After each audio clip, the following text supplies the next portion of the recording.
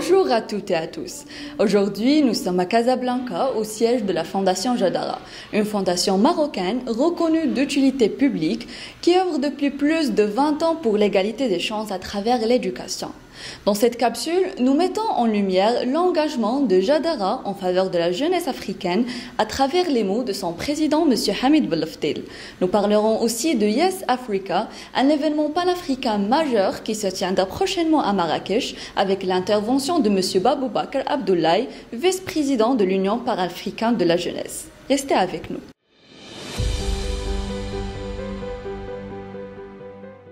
C'est une association que nous avons créée en 2002 avec l'idée de dire qu'un jeune Marocain ne devrait pas être limité dans son avenir, pour le choix de son avenir, par ce qu'on appelle les déterminismes, c'est-à-dire les contraintes sociales, économiques, territoriales, s'il est de la ville ou du rural, de genre, si c'est une fille ou un garçon, d'handicap, etc. Donc, tous ces déterminismes ne devraient pas influencer l'avenir d'un jeune Marocain qui a du potentiel.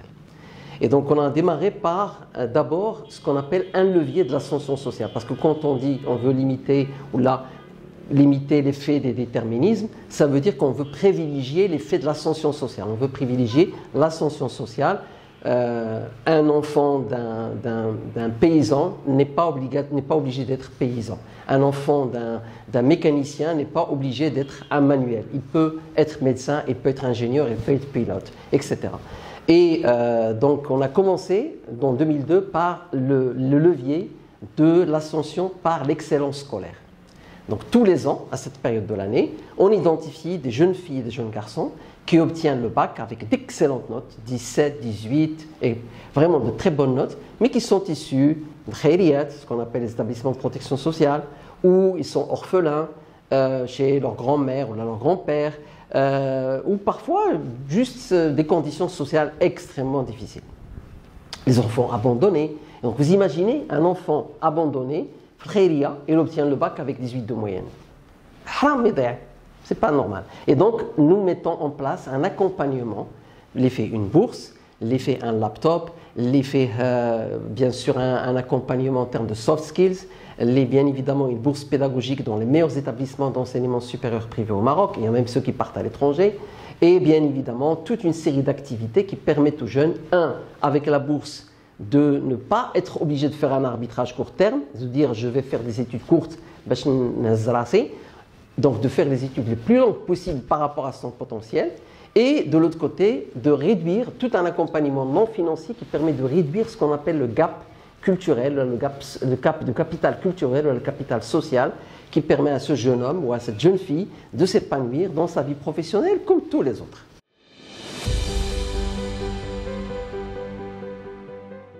Alors Yes Africa est une idée originale de Jadara Foundation. Yes Africa est une idée qui émane, qui sort de l'expérience de Jadara. Alors, vous allez me dire, mais vous avez parlé de brillants, de jeunes brillants qui obtiennent le bac avec d'excellentes notes. Yes Africa, ça en concerne les NEET. Parce qu'effectivement, en 2020, on a découvert qu'il y avait d'autres jeunes qui méritent d'être accompagnés. Qu'au Maroc, nous avons 1,7 million de jeunes entre 15 et 25 ans qui ne sont ni à l'école, ni au travail, ni en formation, ni en stage. La Banque mondiale les appelle les NEET. C'est grave que nous tous, nous perdons ce potentiel.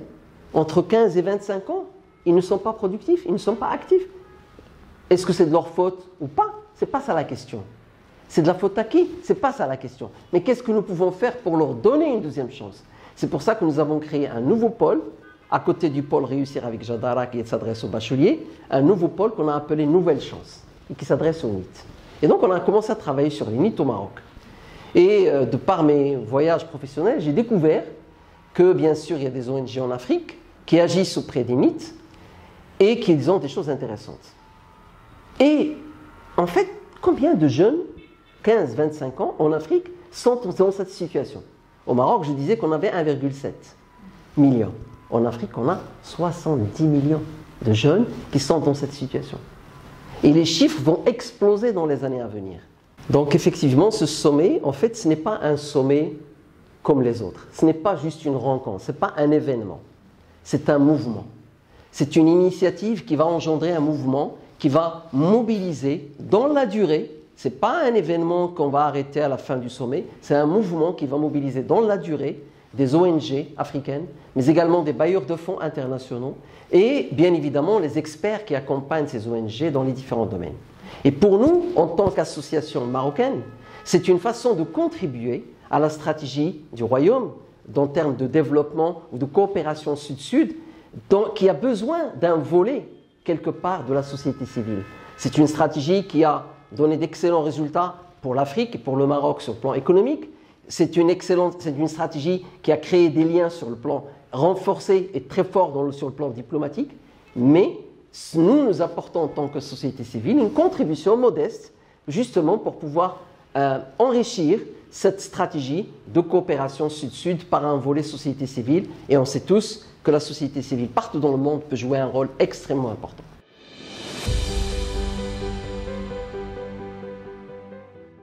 Vous avez de la chance.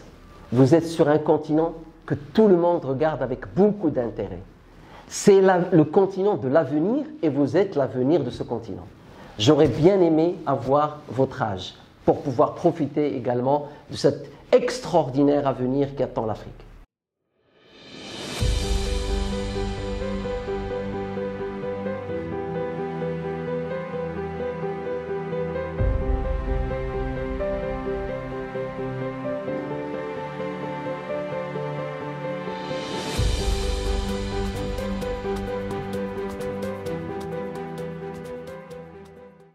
Je vous remercie pour m'interviewer sur ce projet important où toute la jeunesse africaine attend à pied ferme.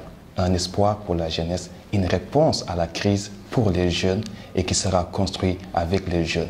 Et cela, c'est deux organisations qui unissent leurs forces pour construire, bâtir et mettre en place un projet nommé Yes Africa.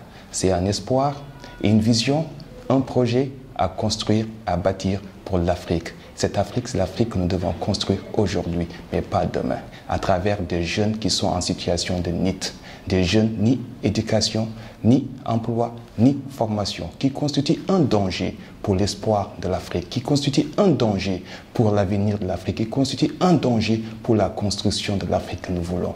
Donc ces jeunes doivent contribuer au développement. C'est là la naissance de Yes Africa. C'est un rendez-vous historique. C'est un rendez-vous où tout jeune, sans emploi, sans éducation, sans même espoir, retrouvera un espoir, retrouvera une vision, retrouvera une solution de sa vie pour construire, bâtir. Parce que Yes Africa est plus qu'un événement, c'est un projet pour construire tout jeune Africain venant des 54 pays africains. Ils seront formés à l'instant où je vous parle, ils sont outillés par des compétences de méthodologie, de formation actuellement, et ils vont venir dotés d'une capacité de pouvoir pitcher leur projet devant des partenaires. Parce qu'en général, ce sont des jeunes qui sont délaissés, abandonnés, des jeunes où ils n'ont même pas de repères. C'est là que Yes Africa les identifie, les donne un repère, les met en formation, les met en contact avec des partenaires pour construire leur avenir. Et à travers la construction de leur avenir, nous pouvions construire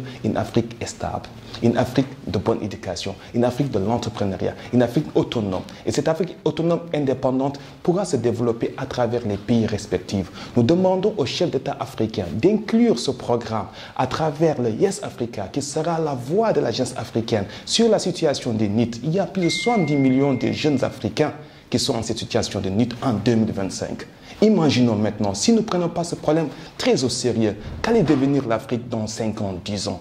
Et nous devons lutter. C'est là, à travers ce projet, il y a plus de 10 thématiques qui intéressent, qui interpellent tout jeune Africain, partenaire, gouvernement, à trouver des solutions ensemble. Le 19 et le 20 juin à Marrakech sera une solution. Ce ne sera pas seulement une rencontre, des théâtres, des théories, mais des pratiques. Mettre des jeunes devant le rendez-vous avec l'histoire. Parce que quand nous parlons de chômage, quand nous parlons de l'insécurité, quand nous parlons de la migration régulière, ce sont ces jeunes qui sont dans une situation précaire, qui sont des jeunes qui sont vulnérables. Ce sont ces jeunes qui sont susceptibles d'être des candidats à l'immigration clandestine. à l'insécurité, au terrorisme. Ce sont ces jeunes parce qu'ils n'ont pas un rendez-vous avec l'avenir. Ils n'ont pas un rendez-vous avec l'avenir. Nous devons les construire un rendez-vous avec l'avenir. Nous devons les préparer pour l'avenir. Et l'avenir se prépare dans le présent. Ces thématiques, il y aura des personnalités importantes, des partenaires. Nous avons plusieurs partenaires qui croient à ce projet, qui est prêt à accompagner, à les former, à les encadrer, à même trouver des financements pour faire sortir cette jeunesse de la précarité.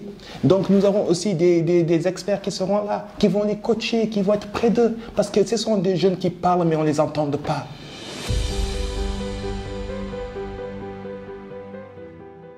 Le Maroc, par la vision de Sa Majesté le roi Mohamed VI, qu'Allah l'assiste, a une vision de coopération de Sud-Sud.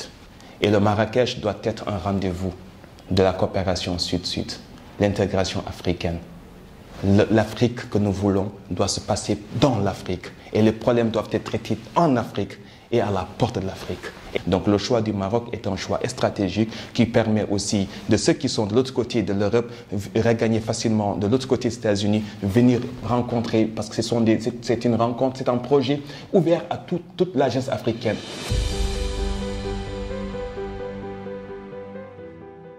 L'impossible n'est pas africain. Tout jeune africain est en potentiel à construire pour le développement de son écosystème, de son environnement, de son pays. Aujourd'hui, nous devons être décomplexés. Nous devons être fiers de ce que nous avons. Nous avons un continent où il y a toutes les richesses mondiales. Nous devons être aujourd'hui les architectes de notre propre avenir.